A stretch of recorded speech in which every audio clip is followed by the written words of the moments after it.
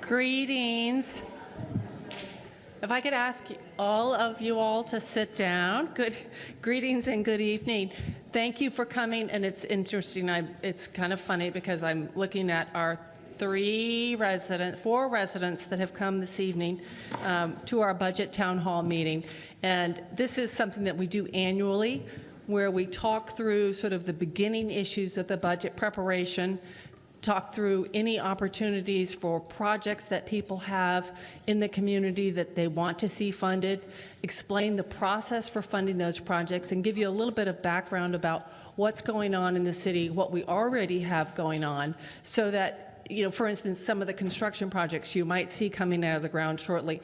I always think that's an interesting thing to share because oftentimes we hear ideas about projects and they're coming around the next year. So it's always wonderful for us to be able to say, hey, we are already doing that. We are already funded for resurfacing the streets in South Creek. We are already funded to do these other types of projects, like improve the park in the Main Street area. A couple of interesting projects that you should see coming out of the ground relatively shortly is the new Century Self-Storage Building, which is located behind the new Sprouts, which is soon to be open. Everybody know where Sprouts is? Pam, I'm talking to you. I'm sorry, because she's sitting right there. We also have an extra Leader Self-Storage Building up on Hillsborough Boulevard, which has been under construction for several months and is very near completion. The Gray Star Logistics Center, which is to be located on the vacant piece of property on Lyons Road, just north of Atlantic Boulevard, on that big vacant piece of property that's been there for years. And that Gray Star development promises to bring a lot of jobs to the city. So kind of exciting to see that. And I'd like to give you just a quick update on the Main Street project area. So for our 4 residents, do you all know where the Main Street project is? Okay, so it's that square mile between Sample, Wiles, Lyons, and 441. The city's been working over the last year very diligently with a development team. There are site plans in place for the development of several different types of residential products, as well as some new commercial development, particularly along Lyons Road. Kind of exciting to see Lazy Dog, we think will be coming out of the ground as one of the first products. Yeah, Lazy Dog. And probably the most significant feature of the Main Street project area is the new Civic Node. So I just want to highlight a little bit about what that is. It is a coming attraction, but the area just west of Monarch High School will become the city's new Civic Node. We have in the design phase a new fire and fire administration building to be located behind the high school, and then what will be our real signature urban type of park development just to the west of the high school. So that's kind of the big picture of things that are going on in the city. Before we get on to the formal presentation that Veronica and Peter Gay are going to offer, I'd like to introduce our mayor, who Jackie Raley, as well as Commissioner Sandra Welsh. I also have most of the department directors here. So for you few residents that are here, take this as an opportunity. If you have a question about what we're doing in cybersecurity, what we're doing in parks and recreation, public works, utilities and engineering, this is your time to ask it. Nothing's off the table. We're here to answer your questions and to think about things that you might see in the community that might need improved. So that's kind of just the introduction. We're so pleased to have you. We wish we had 25 more of you, but you're the special few. So I'm going to turn it to Veronica to do an overview of the presentation, and I'm going to show her this thing on the floor. Okay, so we don't trip over it. Thank you. Thank you, Sheila. Good evening, everyone. My name is Veronica Munoz, and I am the Budget and Grants Manager. Before I start, I'd like to introduce you to our Director of Finance and Administrative Services, Peter Gay Lake. Yay! Once again, welcome to the fiscal year 2026 Budget Town Hall meeting. So we're very excited to hear from you, our residents, on your vision and requests for the upcoming year. Today, we will briefly look at some of the department accomplishments, provide a high-level financial overview, discuss some of the city's progresses and challenges, and end with input and questions. So with that, let's get started. Coconut Creek continues to provide exceptional, responsive, and sustainable services for the Coconut Creek community.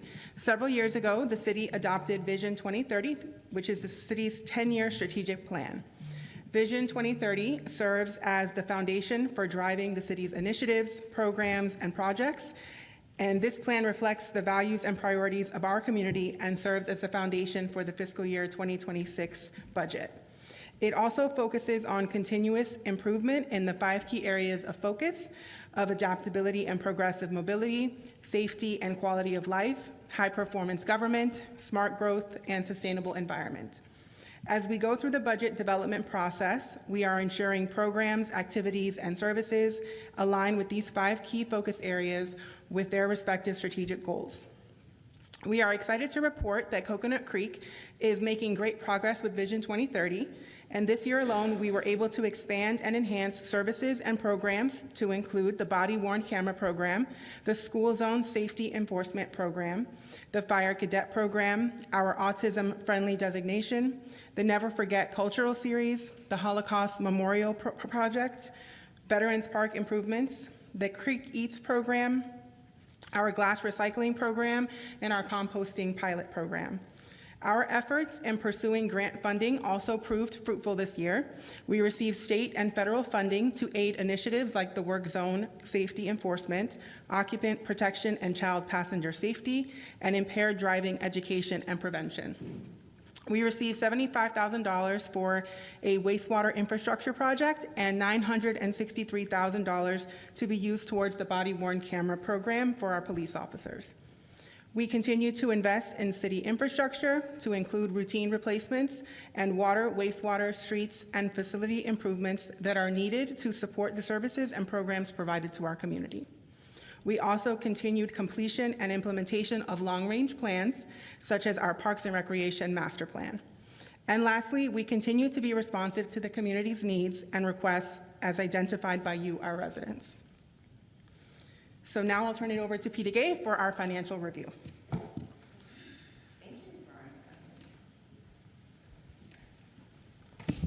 So I get the fun and exciting job to talk about financial overview, right? It's so exciting. I'm going to keep everybody awake. All right, so just a quick update for fiscal year 25, which is the fiscal year that we're currently in. We had an increase in taxable value for homes at 7.22%, and we do anticipate that home values will continue to show modest increases in future years. We do have some uncertainty regarding property tax legislation.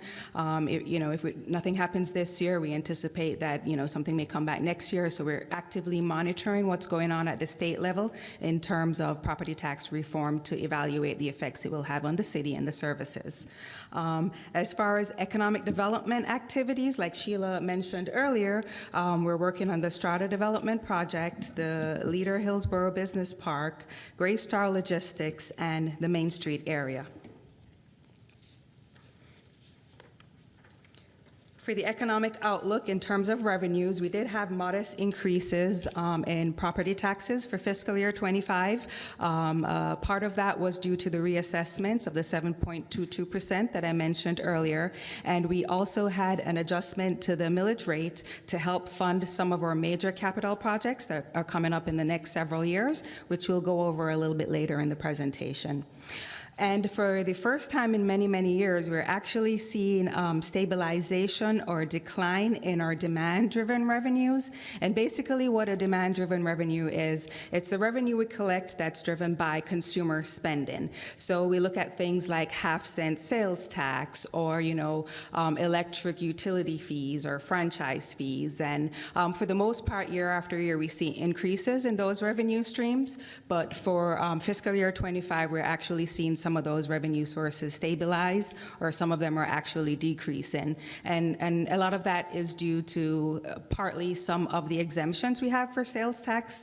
Last year, the state had put in some new sales tax holidays and new items that were exempt from sales tax, like baby items and so forth. Some of them are tied to fuel costs, so as costs, go down or remain stable, then the revenue streams are also stable with that. And then a part of that is driven by the consumer spending in those areas. So we're actively monitoring those areas as we move forward. We also get revenue from Broward County as part of the transportation surtax process.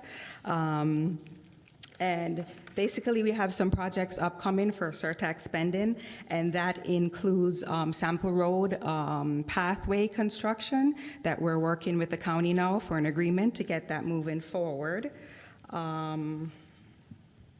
Let's see here. I'm sorry, I went forward. I kind of lost my place here, so give me 1 second as I go down. All right. And we also have the South Creek Neighborhood Improvement Projects that's coming up, and that includes traffic calming features, roadway paving and resurfacing, widening of existing bridges and sidewalks, and drainage improvements. And the design for that is actually slated for fiscal year 26 with construction in fiscal year 28. As Veronica mentioned earlier, we are also pride ourselves on looking for grant funding to help offset some of the capital costs that we incur for some of these improvements that we're going to be talking about today. And the city is also unique in that we do have the Seminole Tribe of Florida within the city of Coconut Creek, and we were able to secure 2 major agreements with them. One is a municipal service provider agreement, and the other one is a mitigation agreement. And between those 2 agreements, we collect about $7.6 million annually, and we use that funding to help fund all our capital improvement programs that we have. It can also be used for professional services for the Main Street area, and we also use it for debt service. When we go out and we have to borrow funding for large capital projects, we use this as the repayment source to be able to repay the debt on those items.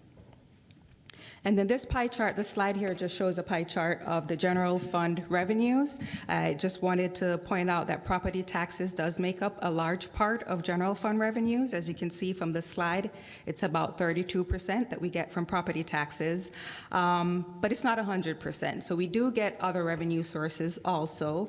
For example, we get 7% from intergovernmental revenue, which that's all our grants, that's all our half-cent sales tax that I mentioned before that we get through the state. And then we also get 20% from charges for services. And pretty much what that is we basically set a fee that we charge a customer or resident for a particular service that they're going to be using. For example, for summer camp, not everybody pays the summer camp fee, but those who are going to actively participate, then they would pay that fee. Facility rentals and those so forth. Those are the type of things that are included in charges for services.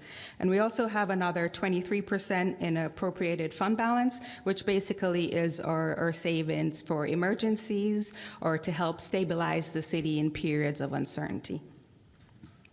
And this next slide here shows a pie chart of general fund expenses. So, give me 1 second here. Basically, this is for all the money I talked about earlier that we collect. This slide shows where it goes. So as you can see from here, that a large portion of the funds in the general fund goes to personnel and operating cost. And that is used to support major services, which includes police services, fire protection and emergency medical services, Parks and Recreation, Public Works, Sustainable Development, Information Technology, and all the administrative services within the city. And all of those functions are supported through the general fund expenditures. And of course, all our departments work cohesively together to provide exceptional, responsive, and sustainable services for our Coconut Creek community. So this slide I like to show because basically everybody wants to know, well, what does my property taxes and my fire assessment pay for? So this slide, we used an average taxable value for a home of $264,000. So we calculated out, basically, for property taxes, the city sets what we call a millage rate, and that's applied against property value or taxable value to come up with the actual revenue that we received. And it's used to fund the services I mentioned earlier. So this is just a graphical depiction of that. So for property taxes and fire assessment, we basically pay $177 per month. Make sure I'm looking at that. Right, for all the services. So if you look at the chart, you'll see for police services, which is the first one, we pay about $55.70 for police services a month. So that's a lot cheaper than most of our electric bills or if some of us, if we still have cable bills, I don't know if that's a thing anymore, but internet services, cell phone bills. So for $177 a month, you're getting a huge value for the dollar that you put in. And you can see the breakdown there. It's police, fire, public works, all the internal supports, all the parks and recreation facilities, and services that we provide. So before we move on to the input, I just wanted to summarize the financial overview. So the city continues to remain financially solid. We do have solid, adequate reserves for emergencies as we move forward to fiscal year 26. We continue to optimize our resources, including our personnel, as well as our fiscal and capital resources to address the most important opportunities and challenges facing the city of Coconut Creek. We're also very thankful to have a very supportive city commission and all our departments that work very well together. Without them, it would be impossible to accomplish all that we have to do and to continue to make Coconut Creek the great place that it is to work and to live.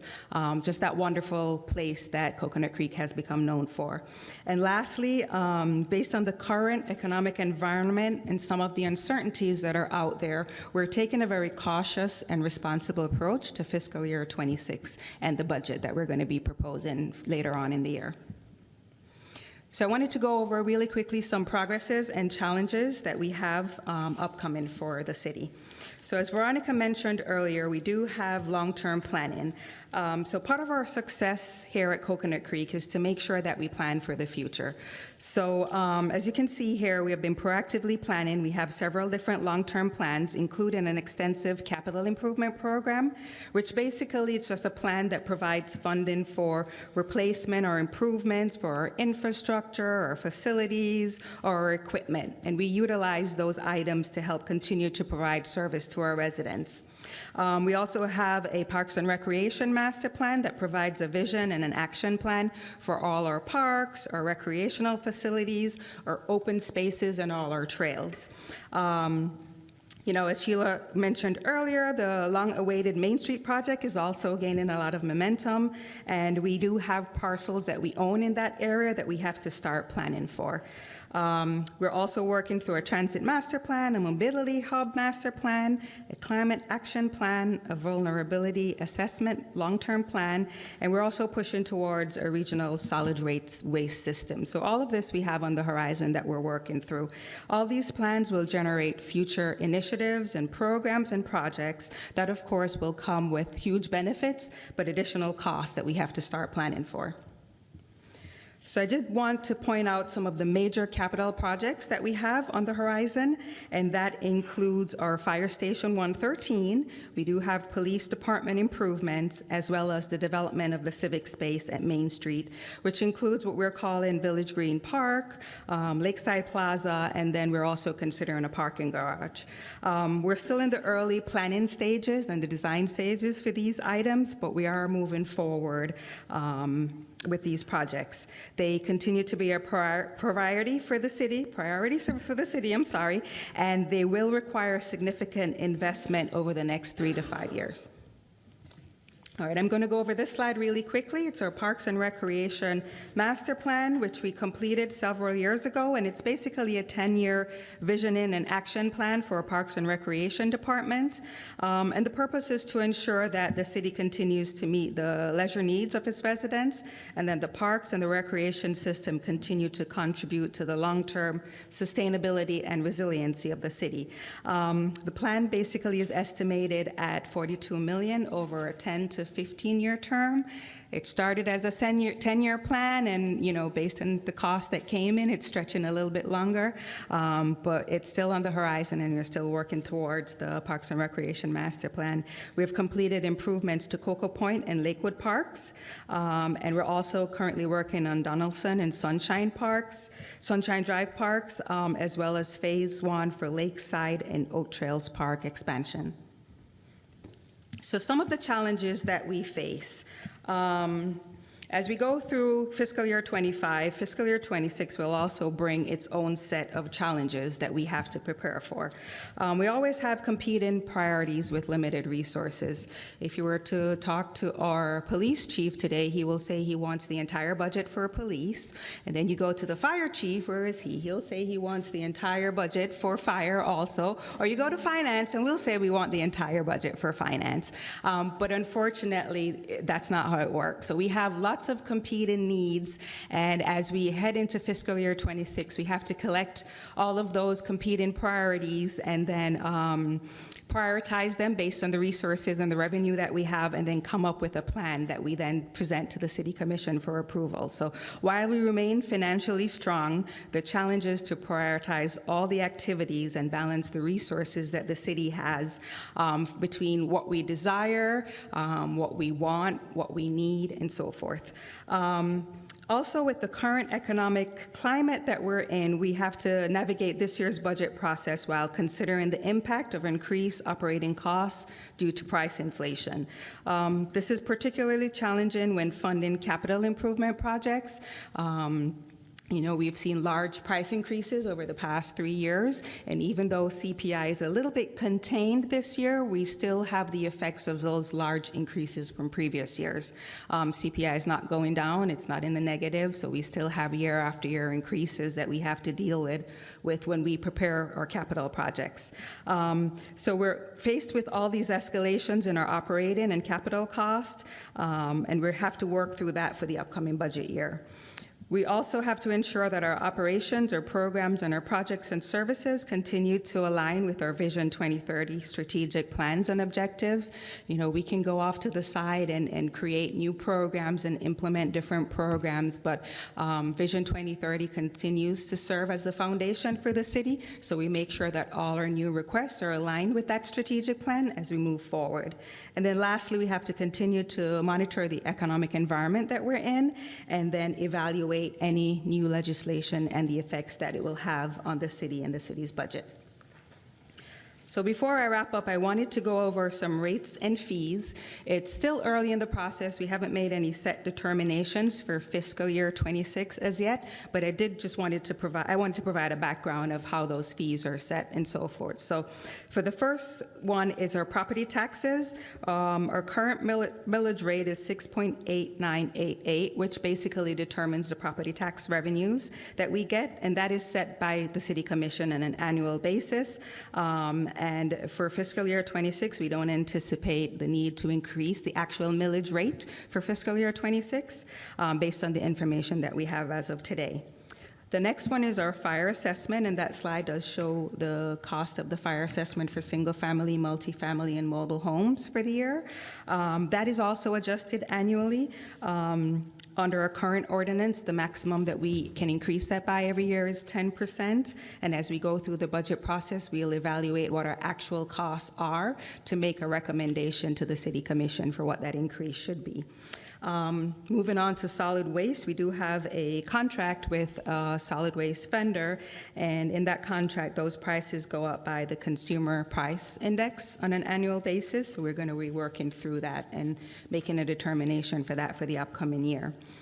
And then on the next slide, we have our water and wastewater rates. So Basically, as it stands right now, our water rates are increased every April 1st based on either the CPI or 2.5%, whichever is greater. For those of you in the room that may not be aware, we do purchase our water from Broward County, and we also contract with them for them to transport and treat all our wastewater. So a large part of our operating costs actually comes from Broward County. So Broward County did have a difficult year last year with escalating cost. They had increases in electric costs, sludge removal. They had increases in chemical costs, anywhere from 18% to 119%. So effective October 1st of last year, they actually increased the rates that they charged to us by approximately 9%, a blended rate. There's a different rate for wastewater versus water, but it's a blended 9% increase that the city had for our operating budget. So right now we're kind of going through the process of updating our ordinance to allow for us to increase those rates up to 9% for this upcoming June 1st. So we've pushed the date back. It's normally April 1st, but we've pushed it back to June 1st to allow for some additional time for our residents. But we are looking at a rate increase of up to 9% to help recoup some of that cost from Broward County. I also mentioned earlier about escalating costs. So Broward County provides the water, wastewater up to the city's limits, and then we do the infrastructure, all the piping, I think over 300 miles of piping, I believe.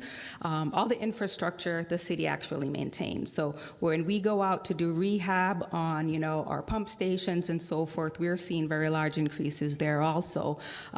So because of that, there is a need for an increase of up to the 9% in the water and wastewater rates.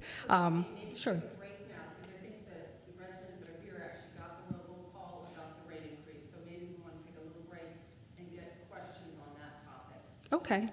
All right. So we'll go ahead and I don't know if we have maybe a microphone. If there's anyone that has questions specific to the water and wastewater rates, or if you're curious how it works, or any questions, you can raise your hand.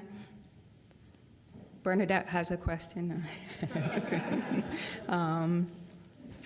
Okay, and then if you want to stay around afterwards too, and you think of a question, we'll be here. We also have an input form out front. If you want to put your name and your contact information, if you think of anything later, you can fill that out and leave that with us. Share that with the city commission. The actual vote occurs Thursday night. So this is information. I didn't mean to interrupt. But No, that's okay. I want to make sure you have an opportunity to ask your questions. This is informational, but the commission will be voting on the ordinance that allows for that increase Thursday evening. So I want to make sure your thoughts are heard, and we'll transmit that information to them, and you can come again Thursday night. Okay. All right, thank you, Sheila. No, that's okay, no problem.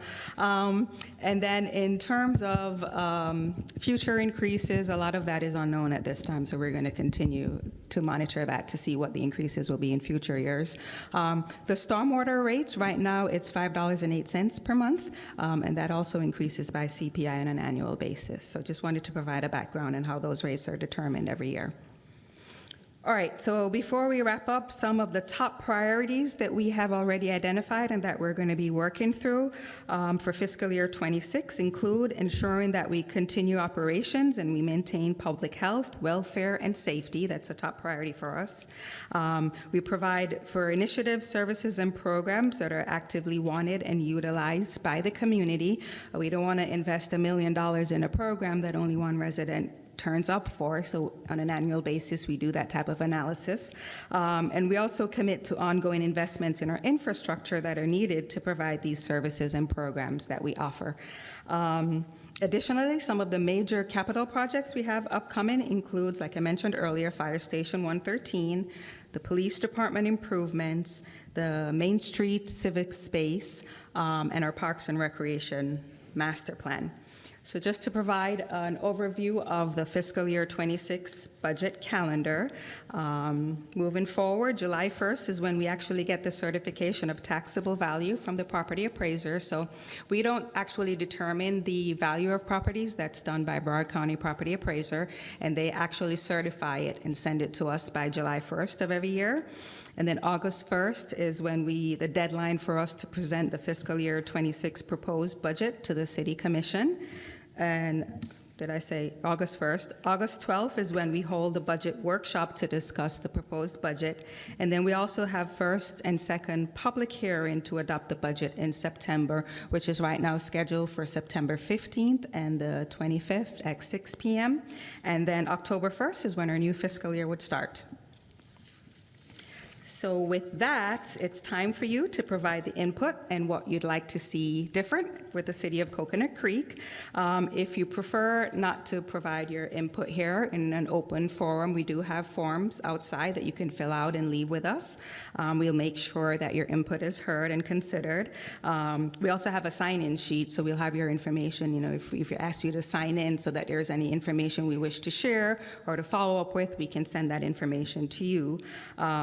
So now that we open up the floor for input, if you have any questions, if you want to raise your hand, we'll make our way around the room with the mic. Feel free to ask any question that you may have about the budget, about the city, about the departments. Anybody? Okay. And that's our police chief. Okay, and that's our HR director. Right. Anybody? Any general questions? Okay. All right, wonderful. So a few of us are going to stay around a little bit afterwards. If you have questions for us, we'll be here. And if not, thank you so much for your time and for coming out and sitting through the presentation. And again, if you think of anything, my contact information is here, as well as Veronica's. You can take a copy of that. You can send us an email or give us a phone call. And thank you so much. And with that, that's the end of the town hall meeting. Thank you.